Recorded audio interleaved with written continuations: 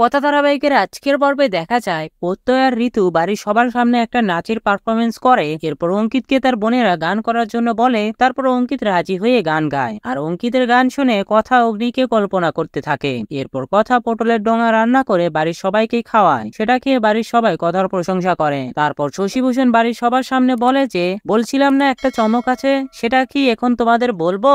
আমি পুজো উপলক্ষে বাড়ির সবার জন্য নতুন বস্ত্র কিনেছি। এই বলে শশীভূষণ একে একে সবাইকে নতুন বস্ত্র দেয়। সেটা পেয়ে সবাই খুব খুশি হয়ে যায়। এরপর শশীভূষণ অগ্নির কাছে গিয়ে বলে, তুমি আমাকে কিছু মনে না করলেও আমি তোমাকে আমার বড় নাতি মনে করি, তুমি এটা নিলে আমার ভালো লাগবে। এ কথা শুনে অগ্নি সেটা নিয়ে শশীভূষণকে থ্যাংক ইউ বলে। এসব কথার মধ্যে শশীভূষণ বাড়ির বড় ছেলেদের বলে, আমার পিতামহের আমলের একটা বড় ঝাড়বাতি আছে, সেটা সব ছেলেরা মিলে বের করে পরিষ্কার করো। এ কথাটা আড়াল থেকে চিত্রা শুনে নেয় আর মনে মনে প্ল্যান করে। তারপর অঙ্কিত জুনিকে একটা শাড়ি দিতে চাইলে জুনি বলে, আমাকে বাড়ির সবাই অনেকগুলো নতুন শাড়ি দিয়েছে, এসবের কোনো দরকার নেই। সেই মুহূর্তে কথা এসে জুনিকে বলে, অঙ্কিতদা যখন দিচ্ছে নিয়ে নে, এমনিতেই বন্ধুরা কিন্তু বন্ধুদের পুজোতে উপহার দিয়ে থাকে। এই বলে সেখান থেকে চলে যায়। এরপর জুনি অঙ্কিতের থেকে শাড়িটা নিয়ে নেয়। সমস্ত কথাবার্তা চিত্রা শুনতে পেয়ে আপন মনে বলে, জুনি অঙ্কিতের জীবনে গিরে বসেছে, যে করেই হোক ওকে সরাতেই হবে, একটা জম্পেশ প্ল্যান করতে হবে। তো বন্ধুরা, ভিডিওটি কেমন লাগলো কমেন্ট করে জানাও। আর এমন গসিপস আপডেট পেতে আমাদের চ্যানেলটি সাবস্ক্রাইব করুন।